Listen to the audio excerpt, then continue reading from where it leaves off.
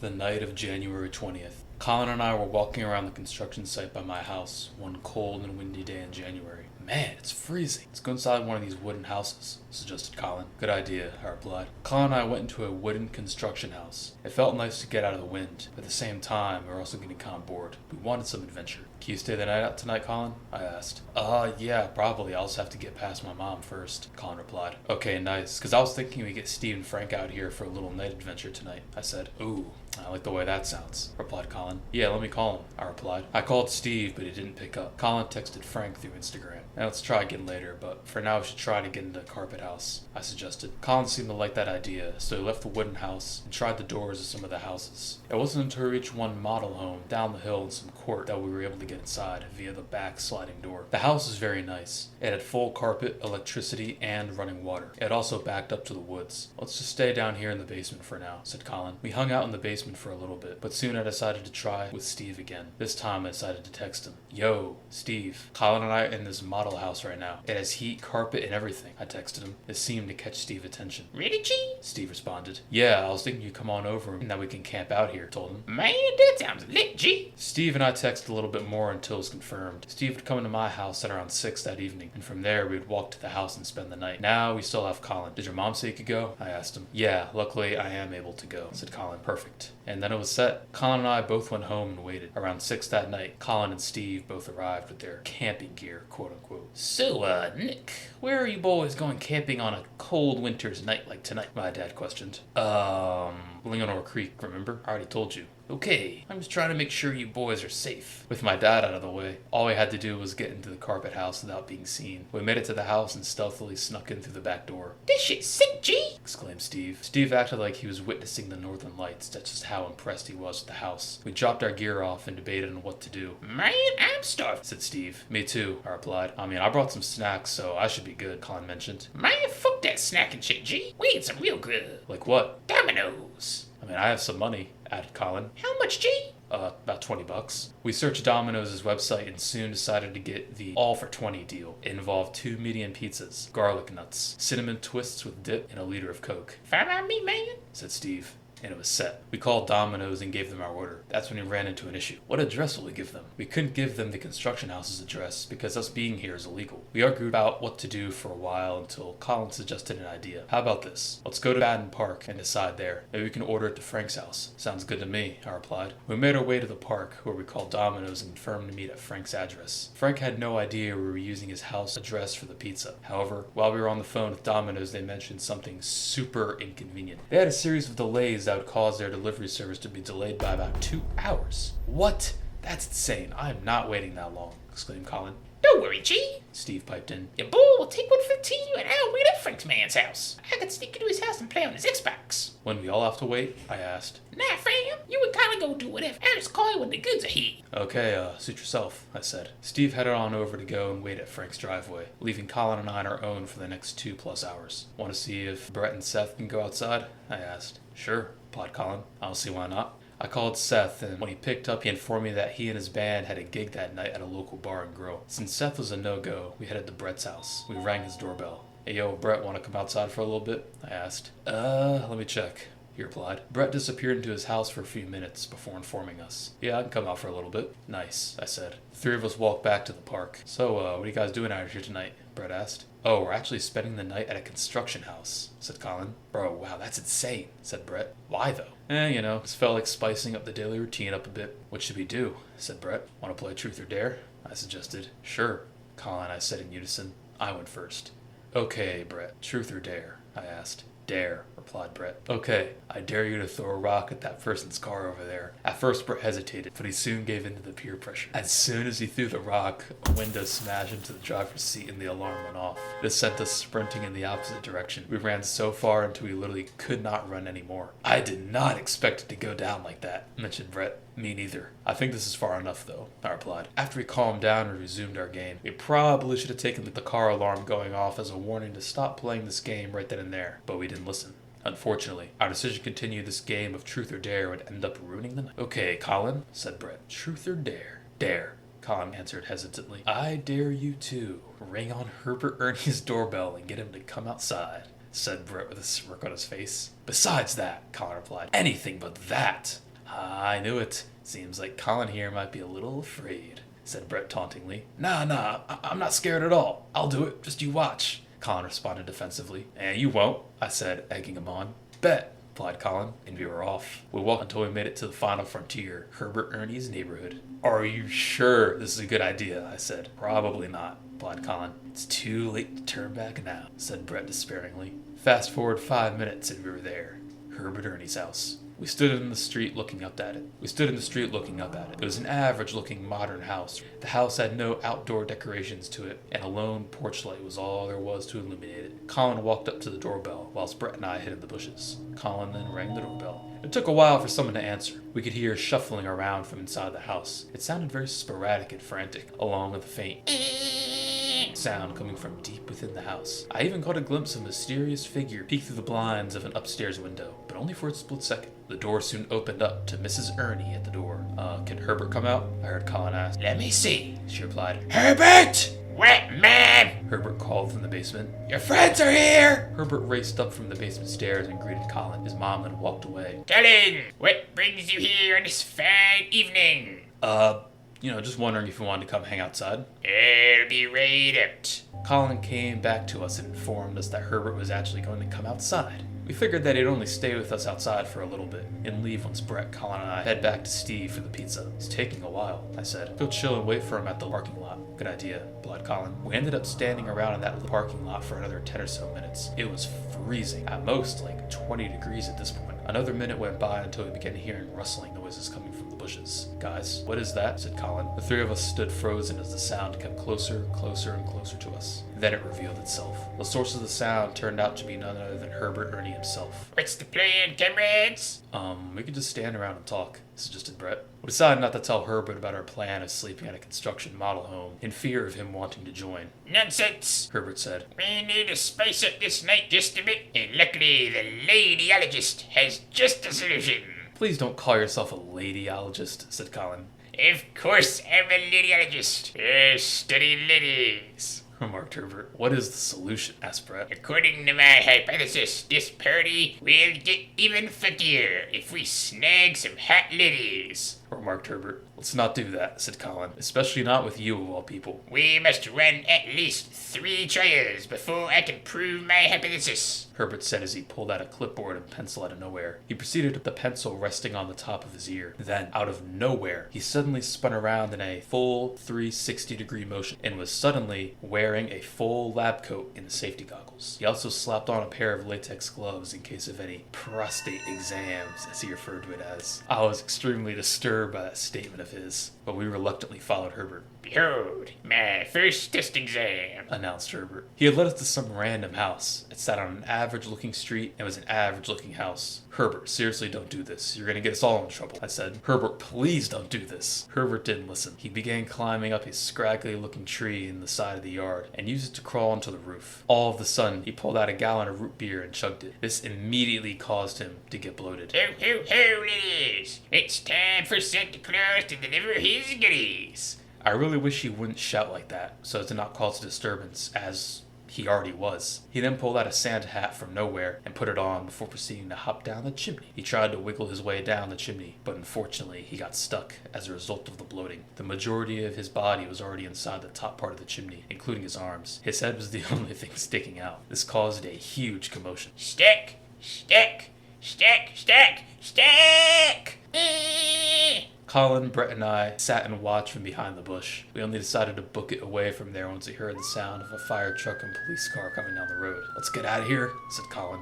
Back in my neighborhood, Brett decided that he had to head on back home. It had been about 2 hours since we left Steve to wait for the pizza, so after Brett left, Colin and I headed back to Frank's driveway. Still no pizza, G? Said Steve. It took us a minute to find Steve, but we soon found him curled up in a ball on Frank's trampoline, shivering. We decided to call Domino's one last time. They informed us that they were having delivery delays that evening, and that they were sorry for the inconvenience. Man, fuck this shit, exclaimed Steve. This pizza's never coming. Let's go back to the house. Yeah, it's freezing out here. Colin agreed. I tried to convince him to stay a little bit longer, but it was no use. We ended up just going back to the model house. Once we arrived back at the model house, it felt amazing to get inside the heat and out of the outside cold. I set up my hammock between two pillars in the basement, and Steve and Colin lied on the floor in their sleeping bags by the sliding glass door. However, as soon as we got comfy and all settled in, I got a call. It was from Frank. Here was the exact conversation. Nick, the pizza's here! Bro, are you serious? Yep! Steve lended me some money to give to Frank, and I sprinted all the way through the neighborhood and all the way up to Frank's house. I grabbed the pizzas, Coke, and cinnamon bites, as well as the garlic knots, and began walking back to the model home. By the time I got back to the model home, my hands were freezing, and it took a while for them to thaw out once I got back inside. We took the food upstairs and set it up on the kitchen island. It smelled amazing. We ate our food and enjoyed it. I really enjoyed the cinnamon bites a lot. We all got pretty full and decided to put the rest of the food in the fridge and decided to save the rest of it for later. Man, I saw you burn off some of this grub with a dope-ass workout. Said Steve. Sounds good to me, I replied. Same, said Colin. Okay, here it is. I once saw this ninja workout program on YouTube, and it's 600 push-ups, 600 crunches, and 600 squats. We all got started on our push-ups. Turns out 600 reps is a lot harder than we all thought. Let's get to 200, G. You don't want to overtrain, it might impact your gains. We all agreed. The workout was pretty difficult even after we cut to 200 reps, but we soon finished even though we were incredibly sore. However, as we did our squats, I noticed Steve was cutting corners. Steve, you're not going down all the way, I said. Man, shut your bitch ass up. I just work harder than you, that's all. I decided to dismiss it, as we already knew Steve wasn't as fit as he claimed that he was. After our workout, Steve began going back upstairs. Steve, what are you doing? Asked Colin. Colin and I followed Steve upstairs. Steve began chowing down on more pizza and cinnamon bites. Steve, I thought the entire purpose of your workout was to burn off the food, I asked. Well, my G, you already know that your boy needs to get in his protein, exclaimed Steve. It's bulking season after all. It made no sense why he first wanted to burn off all the food, and now he's eating more and losing all his progress. But I dismissed it. Not to mention pizza isn't even a viable source of protein in the first place. It was still incredibly early in the night, only 9 p.m. Steve was still pretty hyper. Man, we gotta do some of that night adventure shit. I'm bored as fuck, exclaimed Steve. Like what? Asked Colin. Man, I was here earlier today and Frank and I found some office by the townhomes. And a snacks, heat, and furniture too. I knew this was likely false, because Colin and I spent most of the day at the site, and Steve and Frank were nowhere to be seen. Frank claimed he couldn't go out in the first place. However, Steve was indeed correct on the fact of there being an office. Steve, you realize they have security cameras and alarms, right? I said. You fucking being a bitch. I brought some spray paint and some smoke grenades, so no one will ever know we're here, explained Steve. Steve wasn't lying either. In his backpacks had a can of red spray paint and 1 smoke grenade, which he said he had stole from his dad's vintage collection. Steve, this is going to cause more of a distraction. We're going to get us more in trouble, I said. Don't worry, G. Your boy is the stealthiest shit around. Steve grabbed his backpack and began for the door. Steve, wait, I exclaimed. If we're going to do this, let's wait until later, like around 4 a.m. when we get ready to leave. If we're going to get in trouble, then let's at least make it the last thing we do. My man, we will not get in trouble. Let's do the office last so it can act as like a last hurrah for the night, suggested Colin. Fine by me, man. We all headed down to the basement. We took some time to check out the unfinished part of the basement. The room contained a sort of paper wall, which we found fun to use as boxing practice. Soon, however, Colin punched the wall a bit too hard. Ouch! He exclaimed. Okay, that's enough boxing for now. After we were done in there, we simply hung out in the basement for the time being. Steve and Colin lied on their sleeping bags, and I stretched out in my hammock. After 10 or so minutes, I looked over at Steve and Colin, saw them both sitting up against the wall with their earbuds in, doing whatever on their phones. I let them be. I was watching some YouTube when I noticed the heat system turn off in the house. I wasn't alarmed because the heating system is on a repeated timer, but it always left the house feeling silent. A little too silent. The silence was soon broken, however, by the sound of footsteps coming from far upstairs. I was immediately put on edge. The footsteps then began coming downstairs to the main level. I heard them walking around the kitchen/living room area. We were in a pretty bad spot, to say the least. Our belongings were sprawled out everywhere in the basement, and now there was a worker upstairs. I knew I had to act now, because the worker definitely saw our pizza boxes come into the basement at any moment. I went over to Steve and Colin and yanked out their earbuds. Man, what the fuck? Shh! There's a worker upstairs, I whispered. I ushered them both to get on our shoes and go outside, which we did. Is there seriously a worker there? Asked Colin. Yes, there is, and I'll tell you guys what. You two wait here and watch over our stuff from the window. Just don't be seen. I'm gonna go and run to the front of the house to see what the situation is and how many workers there are. Okay, replied Colin. As I walked up to the front of the house, I had some thoughts, such as, why in the world were there workers here at 10 p.m.? I figured if the workers really are here to stay, then I'll go back and alert Steve and Colin and we'll snatch our stuff and book it. However, when I saw the front of the house, I was beyond confused. confused. There was no worker van or even any other sign of workers for that matter. On the other hand, however, I noticed that the front door was wide open. Given how confused and cautious I was, I decided that I would peek my head into the door and call out to ensure that no one was in there. Hello? There was no response. That's when I noticed a sign taped to the front door. It stated, and I quote, "No worker is permitted to remain at the site of work between the hours of 7 p.m. and 7 a.m.,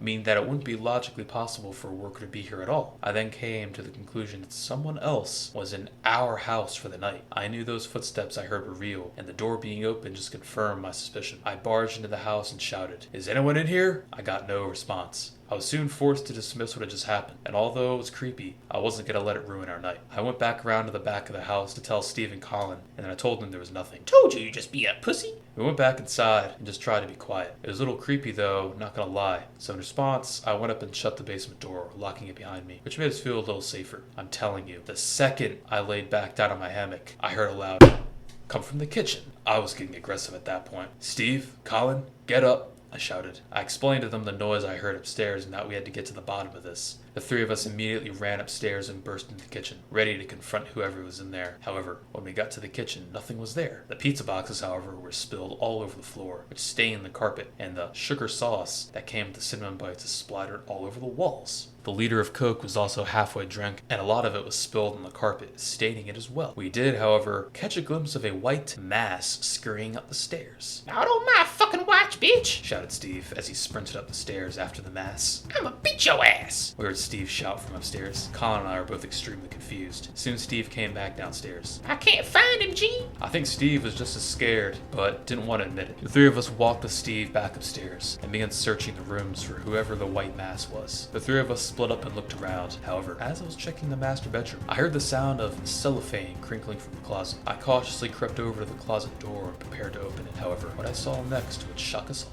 In the closet sat a chubby white mass sitting on a beanbag. It wore a lab coat, safety goggles, and was munching on a bag of sour cream and onion potato chips. The position it sat in was very spread out, with both arms wrapped around the beanbag as if it owned it. However, it wasn't just any white mass. That white mass is no one other than Herbert Ernie himself. Hello, Nick. Looks like you found me. Time for hypothesis test number 2. Said Herbert as he pulled out another latex gloves from his pocket and slid it on his hand, slapping it back as he let go. "No. What? What are you even doing here, and how did you even find us?" I installed a tracker on Colin. "What?" I heard Colin shout from down the hall. Steve and Colin came rushing in there and were shocked at what they saw. Good day, fellas. Exclaimed Herbert. "What?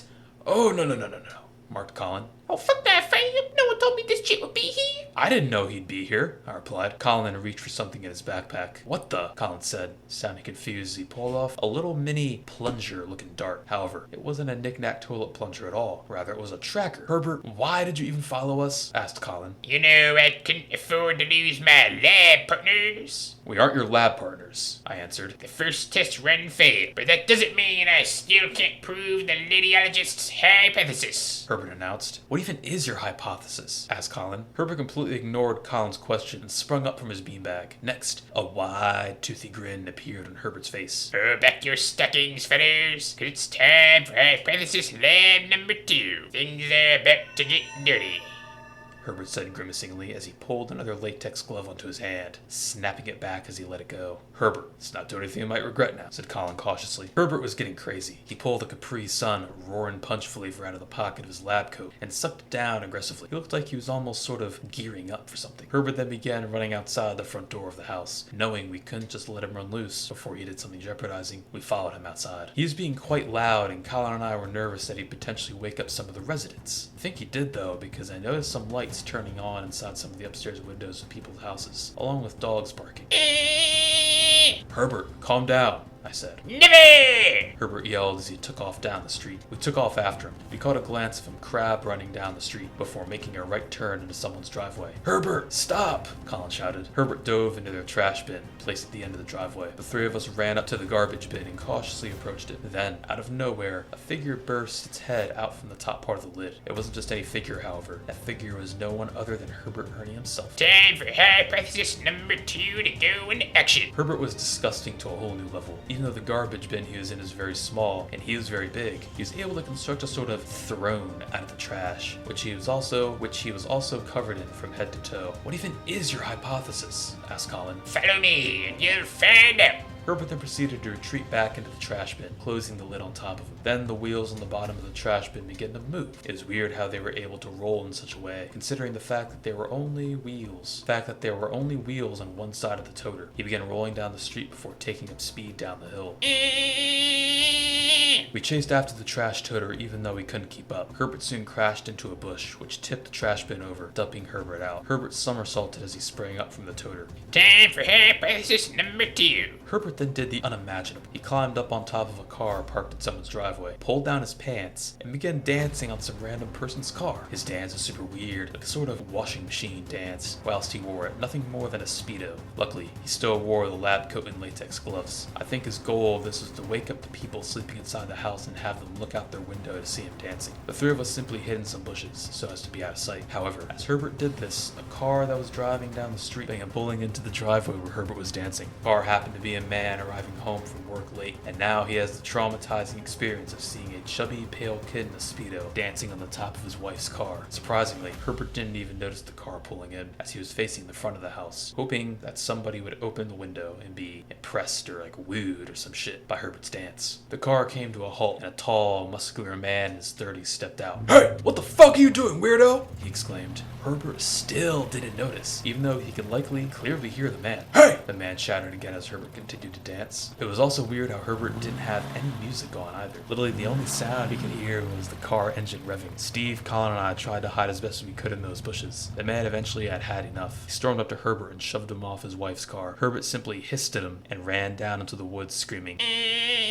As he did so, "Let's get out of here," Colin suggested. We did just that. We booked it away from that house and back into our model home. We all took a sigh of relief once we got inside. Man, what the fuck was that shit? Exclaimed Steve. Which one of you just invited this dumbass? No one invited him, I replied. He just comes on trips uninvited. You remember back in November when he came on that cruise we went on? Yeah, G? Hey, lock all the windows and all the doors, ordered Colin. We're battening down the hatches, because the reason Herbert was able to get in our house in the first place is because we left the front door unlocked. From now on, nobody goes out, and most certainly nobody comes in. We all agreed. Steve and Colin laid on their sleeping bags and went on their phones, and I watched YouTube in my hammock that I'd set up in the basement. It was around midnight now, and so we all figured staying inside was a good idea. Of course, around 3ish or so, Steve still wanted to go and do that office break-in, but we'd worry about that later. Steve and Colin soon fell asleep on the floor, leaving only me awake. I'm not gonna lie, but the house is still pretty creepy actually, especially when the heat vent turned off every 10 minutes. The silence was very eerie, but luckily, there were no more bumps to be heard from upstairs. 3 a.m. At 3 a.m., Steve's alarm on his phone went off and he sprang awake. Let's go, G. Time for some adventure.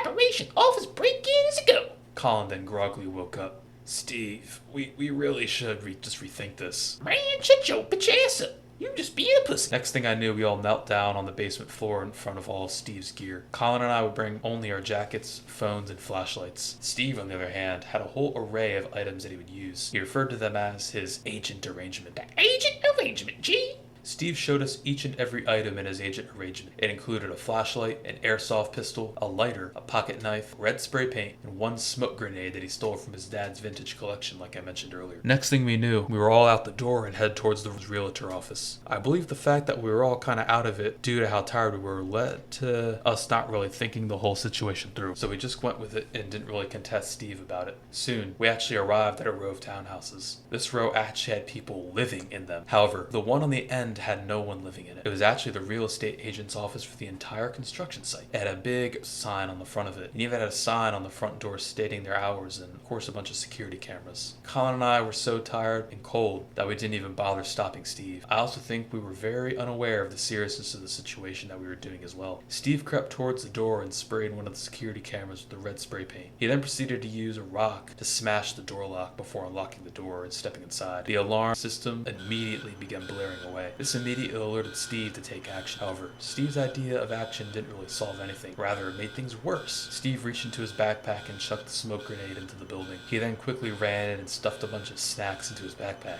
Time to get this snack heist on to feed my gains. The smoke grenade caused a mess. It completely engulfed the office in white smoke before leaking outside, too. This likely alerted all of the neighbors trying to sleep about what was going on. I don't know what we were thinking at the time, but we didn't run away. No. Instead, we We simply stood there, eating the snacks Steve had grabbed. We were all extremely tired, and I knew that Steve had been vaping all day, so our decision-making wasn't the best at the moment. However, we finally snapped out of it when we heard police sirens coming from the nearby gas house pike. We booked it far away from there and eventually settled into a powder house. And for reference, a powder house is just an unfinished construction house that doesn't have anything else besides a frame and wall plaster. Upstairs, G! Exclaimed Steve. We all stood silently upstairs as we all hid. We didn't want to give the police any reason to search this house, which is on the complete opposite side of the construction site from the office. However, our peace was soon interrupted when a faint, raspy voice echoed from the darkness. Believe me, after all we've been through that night, this voice was the very last thing we wanted to hear. Fee, fay, foo, fim. Smell some hot ladies wanting to get funky. The raspy voice called out from deep within the powder house. The three of us were so scared we didn't make a sound, nor know what to do, so we kept our flashlight off and stayed put. However, next we looked down at the upstairs hallway and saw a flashlight beam emanating from one of the other guest rooms. "Appears you have an uninvited guest," I whispered. The beam got brighter and brighter. It appeared to keep getting even more bright. That's when I realized it wasn't getting brighter, rather it was getting closer. Then, a chubby figure rounded the corner and shined the flashlight directly into our eyes. That figure was no other than Herbert Ernie himself. Come on, comrades, get your heads out of the clouds. It's time for hypothesis number 3. "No!" I replied firmly. "We are done with you, and we're done with your shenanigans. Herbert, I'm gonna say this calmly," added Colin. "Please just leave us alone so we don't get in trouble," Never! yelled Herbert as he ran into the street. However, as soon as Herbert ran out into the street, the cops pulled up. Herbert didn't want to get arrested, and so he ran back the way he came, back into the powder house. That son of a bitch! Exclaimed Steve. He's gonna get us caught! Herbert then ran back upstairs to us. The cops ran inside after him, and before we knew it, we were inside of a construction house with Herbert Ernie,